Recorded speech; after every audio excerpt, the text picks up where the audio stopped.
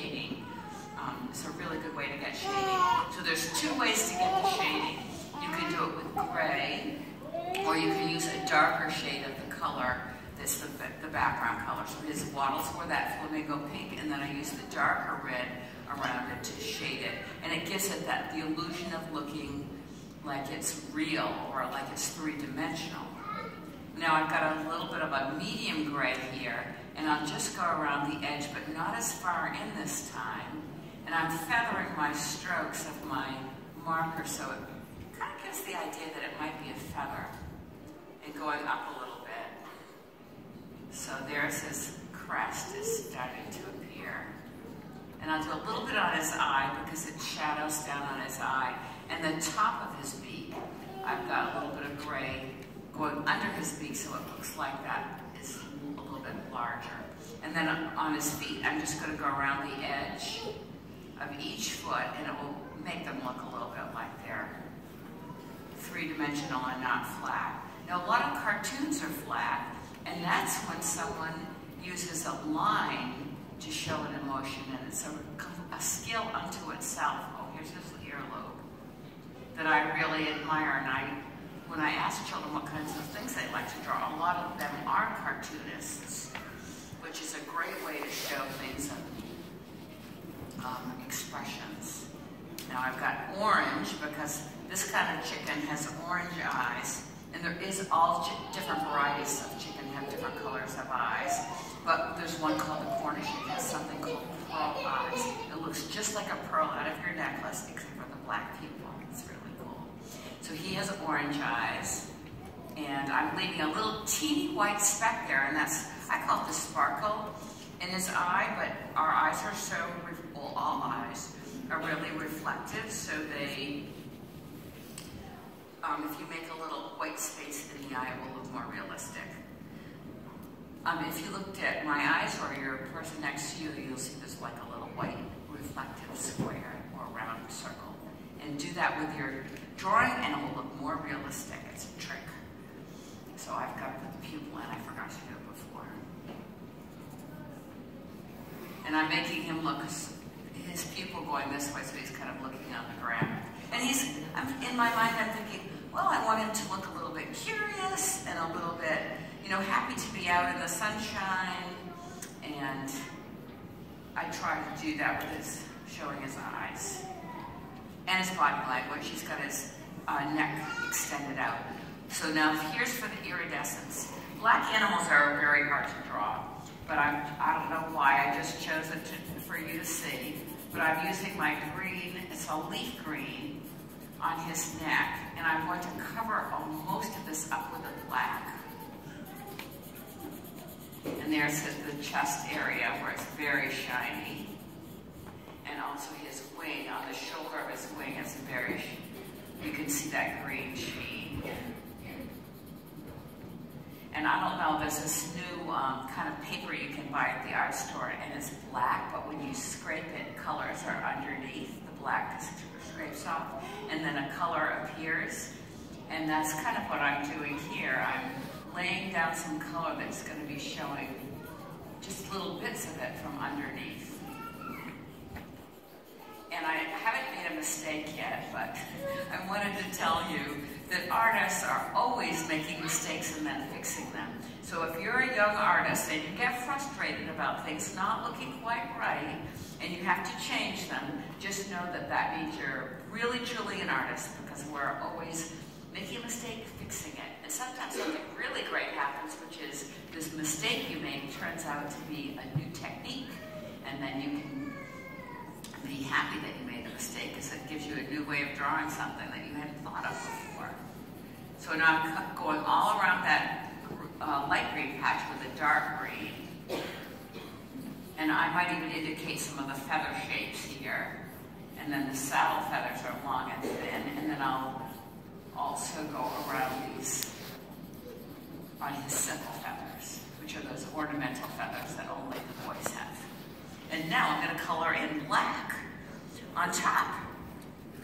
And this kind of takes a long time, but I will give you another idea about your artwork that you can use. And I don't think I've ever seen this suggestion in a book before. So listen, if you're drawing a picture and you're almost finished and it looks that there's something that's saying to you, this doesn't look quite right, there's something wrong here, but I can't figure out what it is. What you can do is you can take that picture, like if this was the picture I'm saying something's not quite right about it, and you can put it in a mirror, and it's like looking at it for the first time, because everything comes backwards. You know, if you put writing in a mirror, it comes out backwards. Same with your picture, and it's like looking at it for the first time. So when you spend a long time drawing on a picture, sometimes your eye and your mind gets used to it being a certain way, and all of a sudden it's hard to be discriminating about it. Then when you put it in the mirror, all of a sudden you might see, oh, I have one eye a little bit higher on someone's head than on the other eye. Or maybe you have the dog, looks like it's floating above the ground, and you've forgotten to put a place that shows where that dog is standing. Or something will just pop right out at you. And I look at that, I do that all the time with a mirror. And the other thing you can do with that mirror is keep it on your desk. And when you're drawing a character and you want to have a certain expression, like maybe thinking back like a long time ago about something that happened, you have kind of that dreamy look.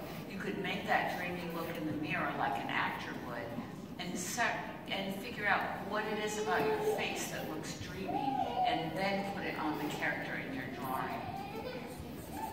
Because as I said before, you want that character to come alive and look like he could talk, or she could run off or do whatever is going on, and to carry the narrative forward. And usually I draw until late into the night, and the most wonderful thing happens. I'll draw and get really sleepy, and then I'll just say, oh, I'm gonna go to bed. And I'll go up to bed, and then next morning I'll come down and I'll look at my drawing. It'll almost look like elves have been there, because I would have been concentrating on the picture and not really assessing what I'm doing.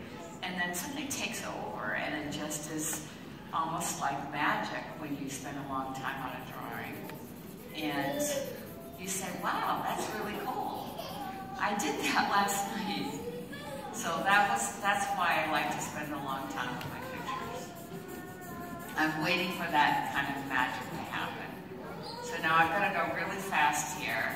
I'm sensing you're getting restless. Because I want to finish those sickle feathers, and then I'll be done. All I have to do is sign it.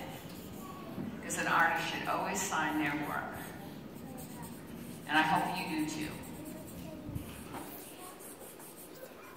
Because most people are born being able to draw, and then somehow something happens, and you decide not to be an artist anymore, and you don't practice enough, and you kind of lose those skills.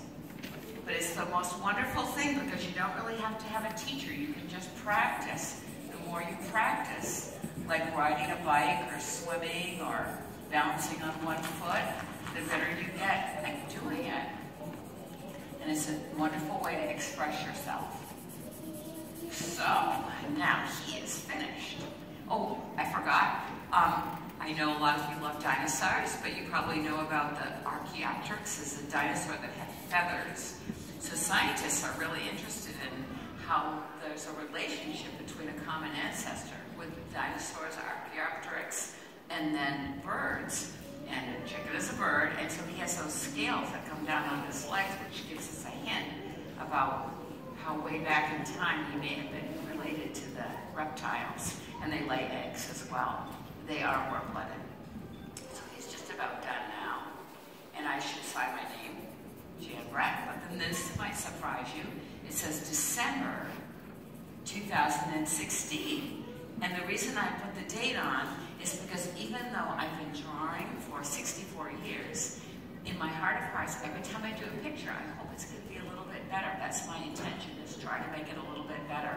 And I hope that you will do the same. That my challenge to you is the next few weeks that you take a kitchen timer and put it on an hour and get your art supplies assembled and find a quiet place, a desk or on the floor floor where no one's going to be asking you questions or bothering you, and just do a drawing.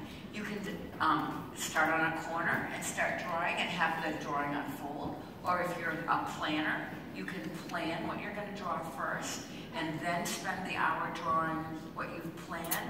But I think what happens is the outside world becomes less important. You get more involved with your picture, thinking, oh, what's he thinking? Where is he going to be going next? What the weather is like? Where does he live? What kind of clothes will they be wearing? And as your picture becomes more important, it takes on a life of its own, and it's almost magical the way that it starts telling a story. The last thing I wanted to say, and this is the important part, is about your creativity. If you look at your finger or your thumb, you can see that on the skin, there's these little teensy lines, and that is your fingerprint. And no one in the world has a fingerprint just like yours. You are the only one. And that is the same way when you draw a picture. Every person has special skills and talents that they are born with. One person might be very good at putting colors together. Another person could be good at details and little small observations. Another person could be great at design and how shapes work together. And you have a little bit of a mix of all those things, which makes your drawing and abilities completely unique. And that's why I hope so much that you will spend a little time doing your own drawing, because I think not only will you be very happy and satisfied when your drawing is finished, but it gives something to the world that no one else can do. Thank you very much.